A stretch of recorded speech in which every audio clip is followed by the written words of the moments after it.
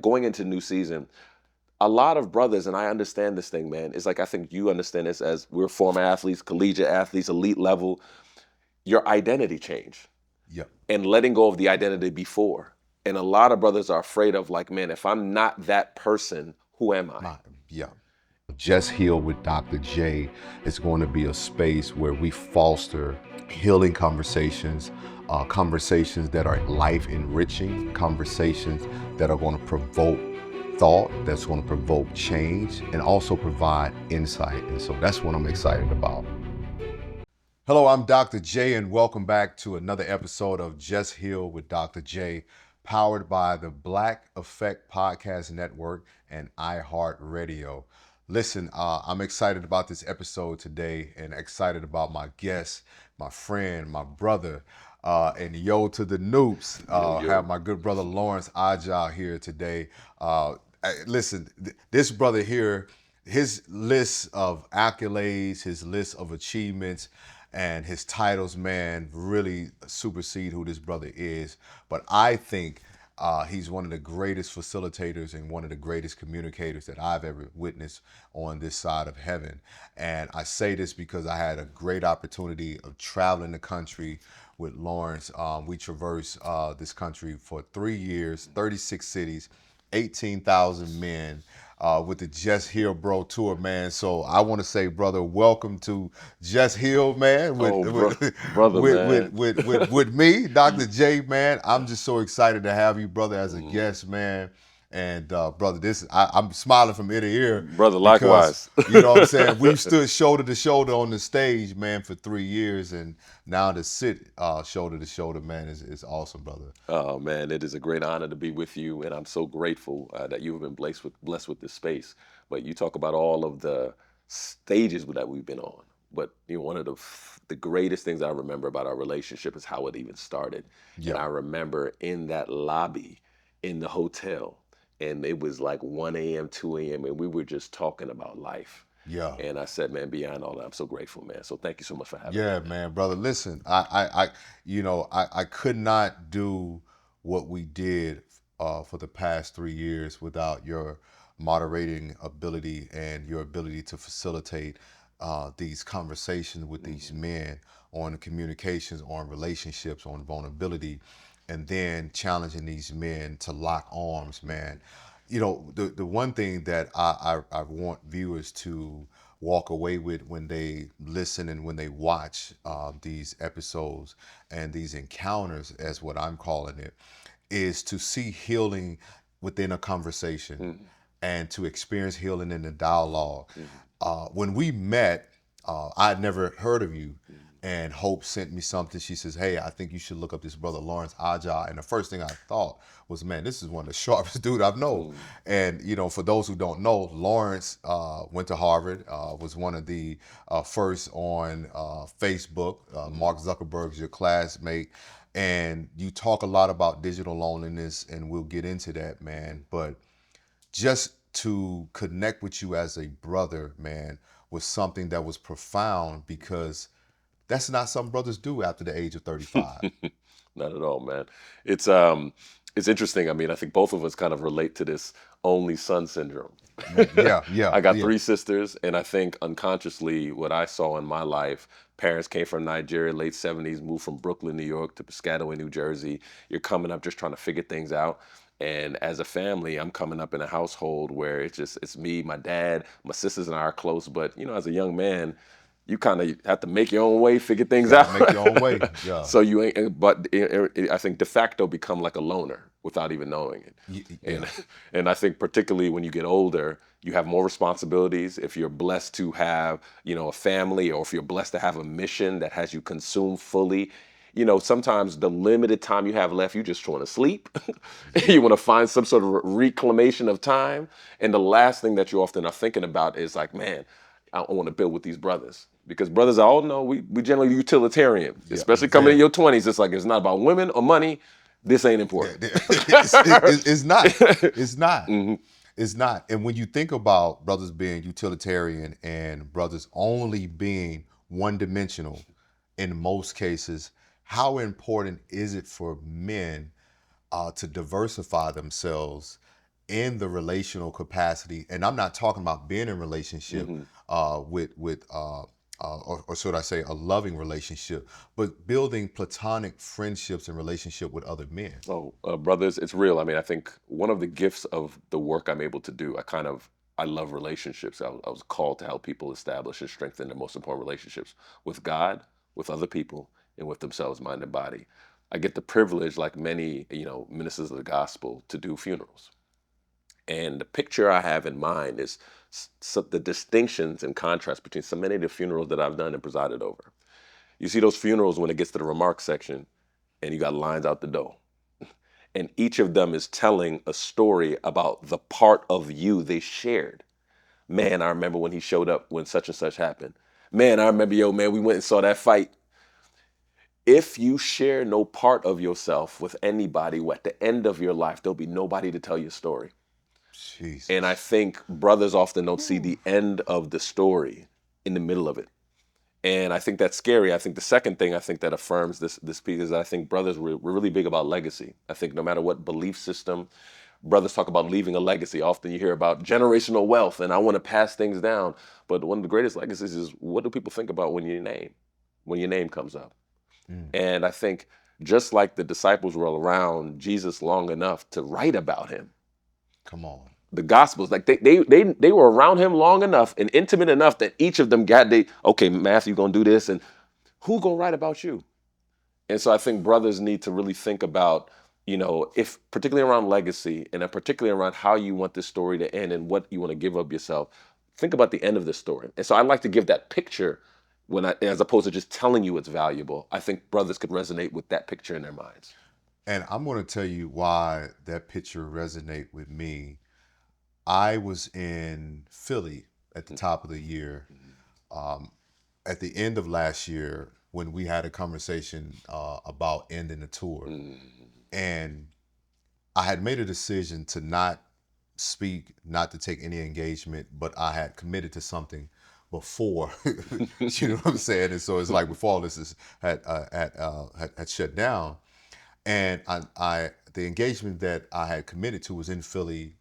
There was a church that was doing a event around faith and psychology, faith and mental health. To your point about no one having anything to say at the remark, a brother walks up to me at the end of the event and he's just in tears, crying. And I don't know what to do. And I have a colleague there who's a therapist. And I said, hey, can you kind of console Mm-hmm. him? And he said, no, I want to talk to you. And I said, okay, brother. And I knew I was at capacity, man, Yeah. because I'm like, we coming off this tour. I developed vertigo, man. I had a lot going on in my own life, and I was just really just trying to get through the event. The brother said to me, he said, my best friend died, and a week before he died, he reached out to me, and I didn't answer his call. He went to the funeral, and he said when he went to the funeral, there was only one car behind the hearse, and it hit him that his best friend had been so closed off that he had developed no other relationship, which is why he was calling on his friend before he passed. And him crying was just like, man, I don't want to leave a life, lead a life where no one is behind the hearse. He said no one got up and said anything at the funeral. He said it was just a handful of people there. And I think men don't really process not only what you're leaving behind, but what will people say about you? Brother, that hits me. Even that visual of it, man. I think usually the wake up call happens during retirement. Usually, when brothers retire, the relationships retire Mm, because they often don't realize how much of their relationship was built around work. And then when they stop working, usually, as you understand statistically, the decline goes. And that's usually the first, oh my gosh, what's yeah. going on? You know what I mean? And so I think, some part of what contributes to that, I think unconsciously, is many brothers don't feel they have anything to offer. What I mean by that is that I think, sometimes being around brothers could be a challenge unconsciously because you feel like you all need to have it. You need to have your stuff together. It's like when people are like, oh man, I can't go to church, man. I need to get my life together. Ain't that the reason you go to church? Exactly. Like Exactly. similarly, like when brothers is kind of like, they asking you about work, it is asking you about this, and if things aren't really solid, you feel like, man, I ain't trying to be around these cats. I need to get my stuff together. Yes. And sometimes I think the great thing about friendships, really divinely orchestrated friendships, is, man, like they remind you that you're valuable just because you're you. Yeah, I mean, brother, you and I, man, we're part of just a great group of brothers that come together to intercede and Yeah. pray every week, Yeah. every week for the past 5 years. And like, man, like there'll be weeks when some of us will be off or we've missed a couple things. And like we had a couple weeks ago where it was just a reminder, like, yo, man, you valuable, bro. This is the one place where you don't got to perform. You know, and I'm glad that you brought that up, Lawrence, because when I was on the call, we're part of a group of brothers who uh, pray every Monday. We talk, we discuss, we unpack, we process, and as Lauren was sharing in the beginning, we have this only son syndrome, and being the only son and growing up with sisters, I naturally retreat to just it being me. Because when you're growing up in a house full of women, and then when my parents divorced, it was just like, you know, it was just them, and then there was me. So I kind of had to not just really figure it out on my own, but you learn how to be alone in your own space because, okay, I'm not really part of the sisters and the closeness they had with my mom, though we were close. So in moments where I'm in battles, rather than reaching out, I retreat. And when you guys said on the call last week, we were on the call last week, and the brother said, Jay, this is a one space where we don't need anything from you. You don't have to perform. You don't have to provide insight. You don't have to, share any perspective. It was just to be. And it touched me, man, because there's days I sit in this place, man, after pouring on stage, and I don't know what to do. And not because I don't have anything to do, but it's where do you relegate certain things when you don't have certain pockets to process from an emotional perspective. And so what you guys have provided for me over the years has been critical because it's been a piece that I didn't realize I needed. Because I'm gonna tell you when it really hit me, when the tour stopped. Because I knew on the tour I was gonna see you, Joe, Lamont, you know what I mean, and O'Shawn. And when the tour ended and when Joel left, you got married, you had a kid. So I felt this ripping. And brother, when I tell you, Lawrence, I mourned, bro, because I was like, man, I can't bug Lawrence. I can't call Joel. Can't call Lamont. And man, it was one of the most difficult things. And so I found it easy to retreat because once again, I was in a space to feel like, man, my friendship circle, not that you guys were gone, but the season has changed.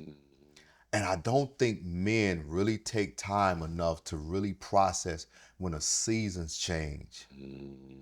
Brother, it is they don't, and I think I have so much compassion as a brother, as a father, as a husband, as a friend, man, because brothers are underwater, man. I think brothers and sisters in this time, but like they're overwhelmed. A lot of people just trying to figure it out. They're just trying to figure it out. Like, man, I need to get my life together. I need to get my money together. I need to get my health together. And sometimes that Google Calendar is colored up. And so I could definitely understand the challenge and the shifting of roles. But I also, think about this, man. The reality is that it's going to take work. And people talk about quality of time, but there's a quantity of time. One of the biggest things when I've had these one-on-ones of discipleship with brothers and brothers that we put brothers in cohorts, and man, there's a group of brothers even out of Dallas that went to our joint and they got together in cohorts, man. And they talk about, man, like sometimes they were still grieving college because they felt that was the last time they could have developed life-changing relationships. Yes. And so now they're in this stage of like, man, all that work, all that time, I was easier. But I think the reality is just like, man, in less than 5 years, even us, what that Monday call did, when our brother lost his mother, We were there over the casket, brother.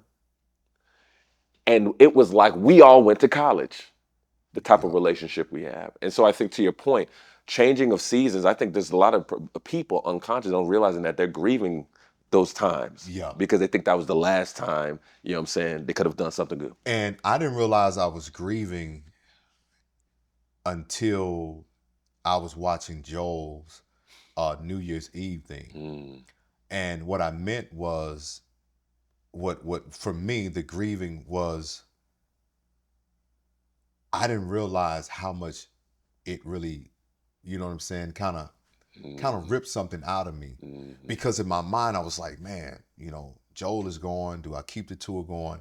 And then here's the other part. I knew that the tour needed to end because seasons were changing. And mm, I can feel that the season would change mm, because I also wanted you guys to experience that new part of your life that you were moving into, and you didn't have to worry about catching a flight. We didn't have to worry about pouring into men because what we did for 3 years, let me tell y'all something. What we did for 3 years was something that had never been done. That had never been a mental health tour for black men. That had never been a tour that for 3 hours of programming, nonstop. of pouring.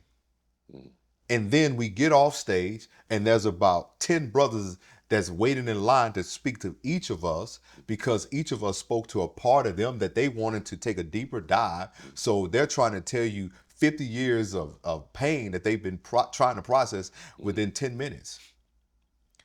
And I wanted us to have a break from pouring and mm, move into a season of receiving. mm, mm, So, can you talk about that, Lawrence? Because since we met, you're married. You have a beautiful baby boy. What is it like for you now that you're not pouring as much, and now you get to receive from your son and your wife? What is that like for you, man? it's man, it's an out of body experience, man. I think I've been looking forward to this day for my entire life, Wow. and I think the love of it's a different type of love when someone is fully dependent upon you. Mm. And the reality of, wow, your heart doesn't divide, it expands. So my capacity to love, like my capacity as somebody who is loving, has expanded. Looking at my wife vulnerably early in the morning, nursing our son, and then thinking about our first date and holding hands, like Wow. it is a it is when people talk about, like, it's like this, like almost like a He-Man thing come out, like, Yeah. oh, we already were intense, but it's another level of monomaniacal, like, I'm gonna live and die for this. And so I think it's just been a cloud nine experience of the responsibility. And also, I saw something that was amazing. I think a lot of brothers need to hear this, man, because we all the saying always say, iron can't sharpen iron unless it It's touch, touch metals. Yeah. right? Similarly, man, I saw this brother getting praised. There's an older gentleman, like, and this other brother, he's just said it, like, man, you're a great father. I love what you're doing in the world. And he's like, one of the things I'm so excited about is you got 3 kids. You got 3 sons. Because I'm excited that there's 3 more people that are just like you in the world. Wow. And I think the responsibility of raising someone up and forming them to go out into the world, man, it is a beautiful thing. But I to your core of your question, like going into new season, a lot of brothers, and I understand this thing, man. It's like, I think you understand this, as we're former athletes, collegiate athletes, elite level. Your identity change Yep. and letting go of the identity before. And a lot of brothers are afraid of, like, man, if I'm not that person, who am I? Yeah. And it's like, man, like, I really believe in resurrection. Even as we're thinking about the season of life that we're in the season of the year, I'm like, man, like, can God not do a new thing in me? It's like, when that dies, am I dead?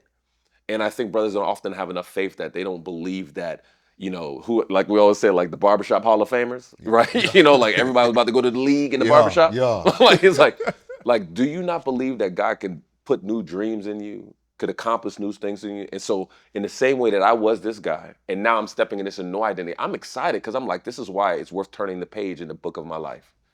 Because if I don't know what's ahead, it makes it exciting. But if I already know the end, I don't need to read the rest of this book. Man, listen, brother, when I tell you, this is why this space, and I believe that the timing of this podcast, Mm, because this conversation is cathartic. And I want people to walk away with knowing that you can reinvent, you can start over. And then the other part that brothers I want brothers to really embrace is that starting over doesn't mean you have to start from scratch. Bam, that part. Yeah. You don't have to start from scratch. Mm-hmm. And it's okay to die to who you were Mm-hmm. to find life in who you want to become. Mm-hmm. Because even in this space, brother, I'll tell you, Charlemagne's been talking to me for like 3 years, like, man, you gotta do a podcast, you gotta do a podcast. And I was like, man, bro, I'm not a podcast person. I'm like, man, I don't do it. Like, I enjoy speaking. Mm-hmm. I'm not the talking, you know what I mean? Mm-hmm. So even this space, I don't know what is happening. There's an uncertainty of this space. But as you said, there's an excitement as well because I don't know what the next page holds. And I think if brothers can begin to embrace the uncertainty, because we often want to be dismissive of uncertainty because there's no control. Mm-hmm. Mm-hmm. But if you're willing to lean into the unknown, and if your faith is rested in him, Mm-hmm. you know that even the unknown holds great things. Oh, brother, man. They always say, man, that there's nothing worse. The one thing that will make your life really difficult is the belief that one day it will not be.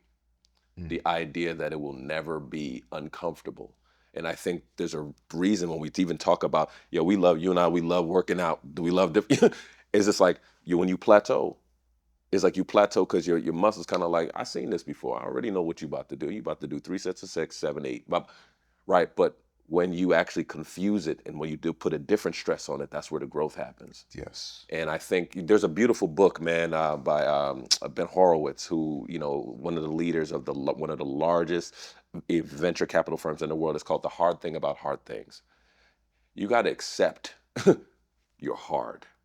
And I think it's like no matter what path it is, like, oh man, the single is hard. Oh man, marriage is hard. Oh, like, and no matter what path, you got to choose your hard. Hard. And I think to your point, why don't you embrace the uncomfortable that's going to make you more like the person God had in mind when he made you? Man. How did you embrace your heart? I'm still embracing it. I think one of my brothers. He's a Marine, and went to business school together, man.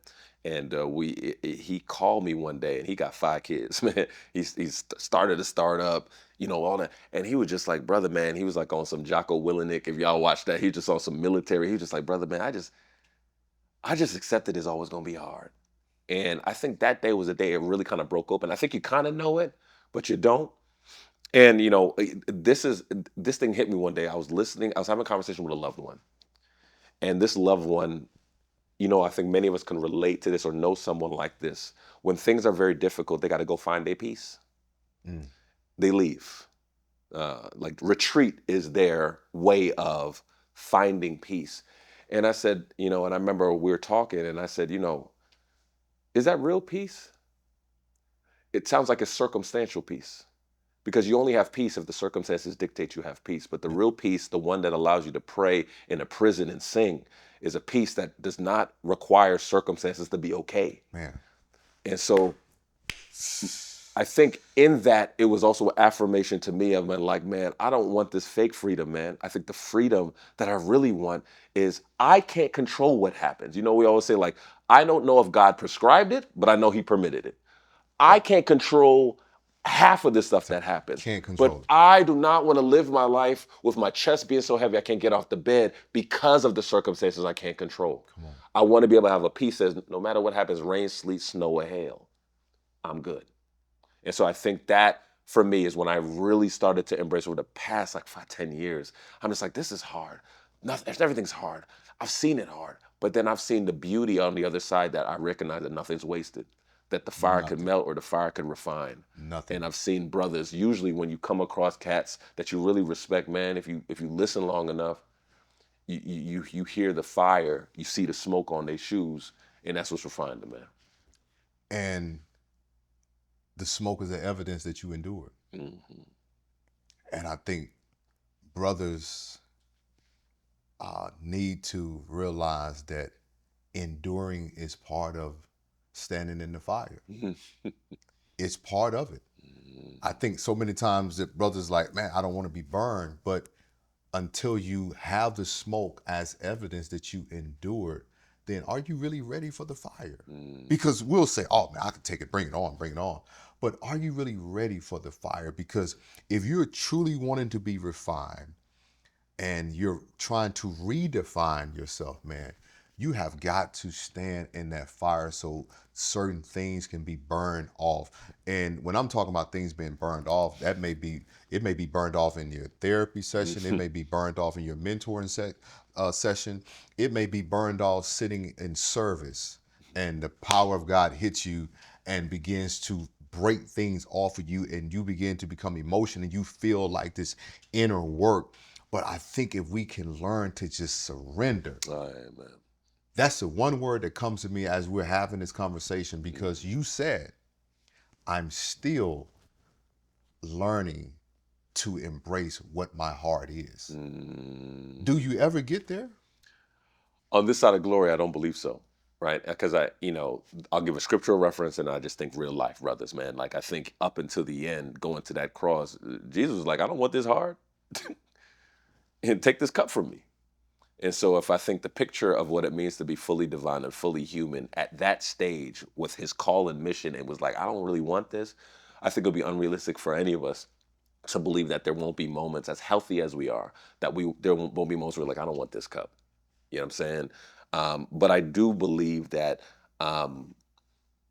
I do believe we get better at accepting it when we realize, it's just like, even though I walk through the darkest valley, I'll fear no, it says through the darkest valley, and every time I keep saying myself over life, getting through things, I think that builds my capacity to Oh man, accept these it things. it builds your capacity, man. Mm. The more I overcome, man, the more I'm ready to keep moving forward. Amen. Yeah. Because if we're honest, the way God rewards you for winning one battle is, here's the next one. I could trust you with. I could trust you with. I can trust you with it. And what I'm hoping out of this episode for the men and women who've been watching, and you heard my brother Lawrence so poignantly articulate, going through the fire. You hear him speaking about, what it's like to embrace your heart. What I want you to realize is that heart will always be here. Mm. And I think if you learn to embrace what is hard, you have the capacity to continue to expand in life. Mm.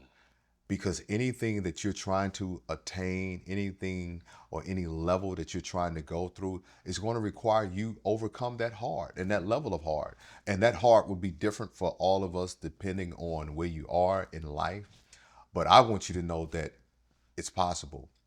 One of the questions, Lawrence, that I love to ask of each guest is, what is healing for you? Mm. What does that mean? When you hear the word healing, what does that mean for you? Redemption and restoration. The question I think that I wrestle with, and I think unconsciously every human being wrestles with, is will I ever get to meet the person God had in mind when he made me? Will I ever get to see what he looks like, what he feels like, what he did in the world when God envisioned and fashioned me in my mother's womb? Will I ever get to meet that person? And sometimes we forget the fall was a cosmic fall. It wasn't just a fall of our behavior, our bodies, the world, everything got messed up. And so I think healing is restoration. It's like what that picture of perfection was in Eden. Healing is my body's being redeemed, Mm. my relationship with my brother and sister and neighbors being redeemed. Remember, Genesis 4, right after Genesis 3, was Cain and Abel. Right. So it destroyed that. My mind, which we're called to be transformed, to be on, that's being redeemed and being healed. Healing is be walking into our highest design. What God's ultimate intention was for every single thing in our life. Healing is us walking closer to that vision that he had in mind when he made us. Because I want to meet that person that God had in mind. And that person, I pray, is healthy. I pray that person has healthy relationships. I pray that person is really, really clear about his mission and he honors it with everything. And so I think healing truly is healing what was broken in Mm. Genesis and what we are promised to look forward to in Revelation. Man, brother, listen, I got to hear this and see this in real time for the past 3 years. Lawrence is gonna cook. He's gonna cook with salt and pepper. He's gonna cook with some Creole seasoning. He's gonna cook with some garlic. He gonna cook. He gonna cook. I can't think of the season that the Nigerian. My brother-in-law is Nigerian, and those different seasons. I mean, he's gonna cook. But what I hope that you taken away from what he just shared, what healing is that redemption and that restoration. I think that's so important because when you have experienced tremendous pain, you lose hope of feeling that you will be redeemed. Mm. And most of us lose hope about being restored Mm. because for something to be restored, right, it also has to be renewed, has to be made new again. And to be made new again, you have to be willing to really just let go of the old. So what I'm hoping is that you let go of the old and allow yourself to experience redemption and renewal in whatever way that you choose. For some of you, that may be through therapy. For some of you, that may be through your church group. It may be through a Bible study. It may be through a cohort where you are sort of trying to expand in your emotional capacity. You're trying to expand in your spiritual knowledge. But what I'm hoping that you take the journey to allow yourself the opportunity to be redeemed and to be restored through healing through what was broken, as Lauren said, man. Brother, I want to give you the last words, man, before I close out, man, because you have just, I mean, I already knew what you was going to do. And that's why I'm like, I gotta have you on this podcast, man, because brother, you are what healing looks like in real time. Oh man. And I mean that from the bottom of my heart, man. Your friendship healed me because I'd never met. You know, everybody talks about me saying "good brother." All it came from him. When we first met, how are you, good brother? And that thing disarmed me. Not that I showed up with an ego, but it disarmed me in a way like, this is a good brother. And your genuineness and authenticity, man, is just you really have a heart for brothers. And brother, I just want to say thank you because it's sometimes your words don't have to be released, and how you think and how you feel is released through how you behave. And in your behavior, man, it was healing, man, for me, brother. Brother, man, I love you. I respect you. I honor you. I thank God for you. I want you to know that that comes from the bottom of my heart, man. You're a great brother. Thank you, man. And my encouragement for brothers and sisters listening is, man, the quality of your life is dependent upon the quality of your relationships with God, with other people, and with yourself, mind and body. If you want to have everything that God had purposed you to experience in life, it starts with your relationship with God. It extends to your relationship with the people in your life, and then your relationship with yourself, your mind, and your body. If you take steps with intention in every area of that of your life, in those areas, I promise you, in faith, you will be fulfilled, and in the end, you'll say, "I have no regrets. Thank you, God." So, brother, thank you. Thank you for having me. Man, thank you, brother. Listen, this is Just Heal with Dr. J. And